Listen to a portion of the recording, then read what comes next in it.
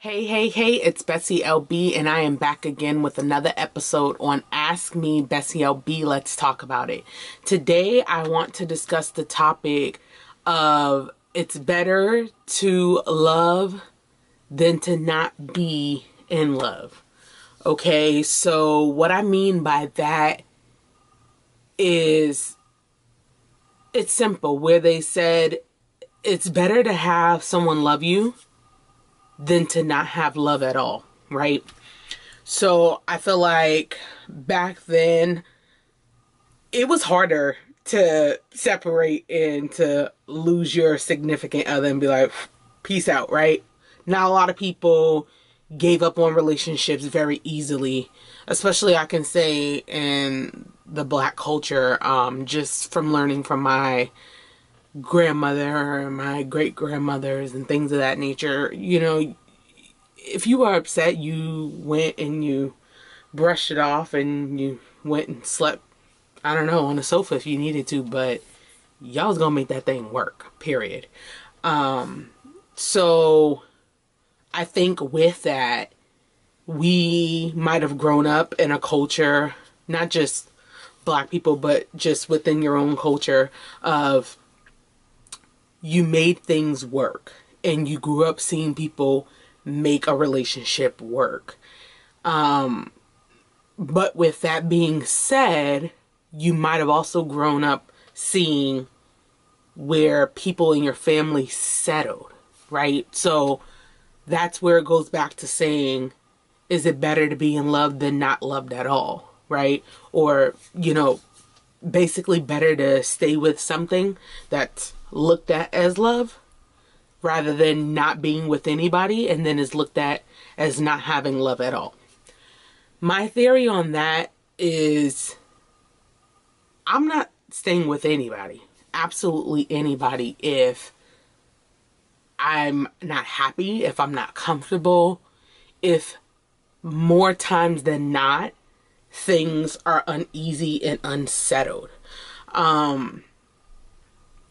I grew up with my grandmother and my mom and my aunts, and they were not settling, right?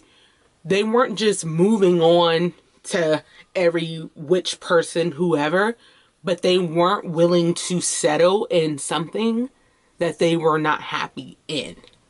And I appreciate learning those values because I feel like that shows you how strong of a person you really are and how individuality really means a lot.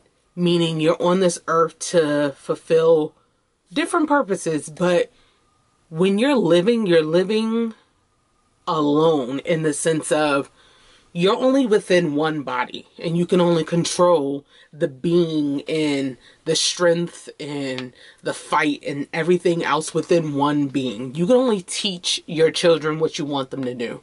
You can only preach to others how they should value themselves and what they should do with their life that's considered right. But you can literally only live your life. So with that being said, as I like to say all the time, you can't be right for anybody else if you're not right for yourself. So there's no way in hell I can say that I'm being loved by someone and I'm not being loved by someone just to have what's deemed as the right thing to do to seem like, oh, everything's okay in Bessie's world, right? So I say that to say I've come across a lot of women, whether they were close to me or just people that I've had brief conversation with, whatever the case may be, that a lot of women settle way too often with sudden limitations of, oh my gosh, I'm not going to get married at a certain age. Oh my gosh, I'm just going to be single and alone for the rest of my life, just with my animals, and that's all I'm going to have. I'm not going to have any kids if I don't get with someone and hurry up and marry and hurry up and this and that. I strongly encourage all of you ladies out there to understand that life is not over if you are not married by a certain age. Life is not over if, unfortunately, you're not able to have kids of your own.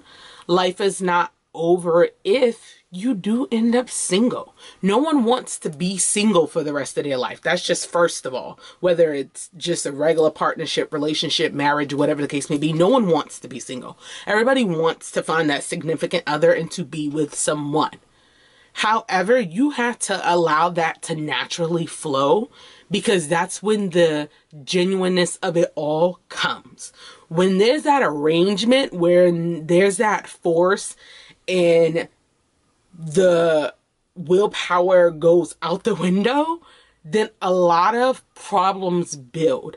And I'm saying this because I'd rather not be fake loved just to show that I'm in a relationship or in something with someone than to just be single and then eventually find the real love, if that makes any sense.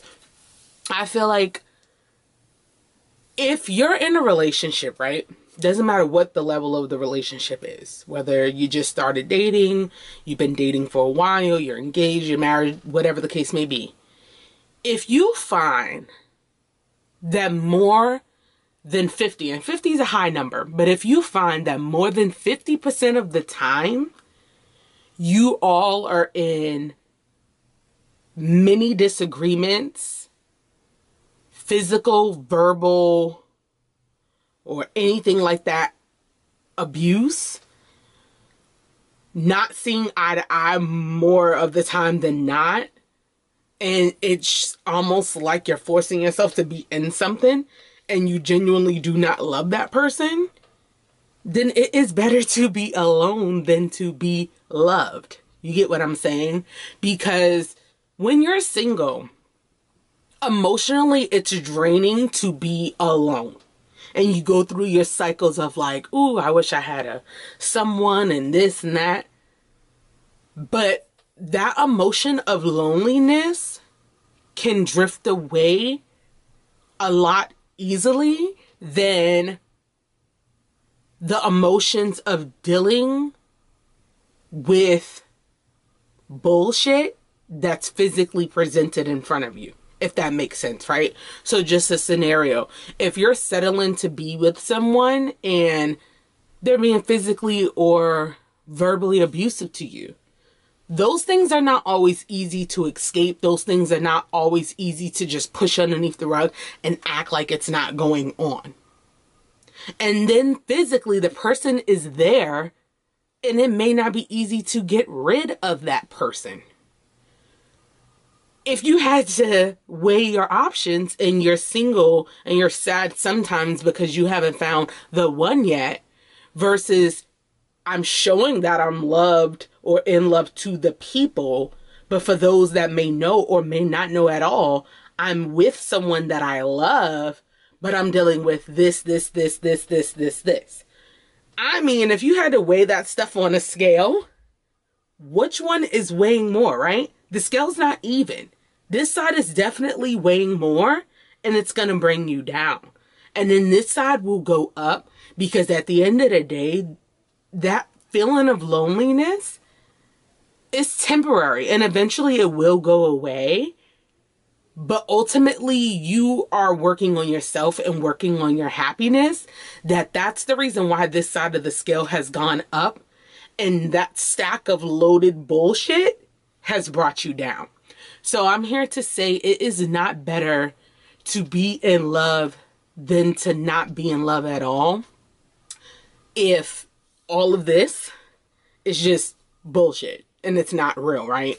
So that's my take on the, settling and being with someone because that's how it should be, or what someone told you it should be, society says, your family says, whoever says. I just want you guys to be aware of that and take back your strength, right? Take back your strength, take back your dignity, and take back your happiness. That's most important. And this is for ladies and males. This is not just for women. I can only speak from a woman's perspective, but this message is to be delivered to everyone out there, because I know there's people that's going through things emotionally, mentally, physically, and they're trying to find a way to either stay within something or to get out of something.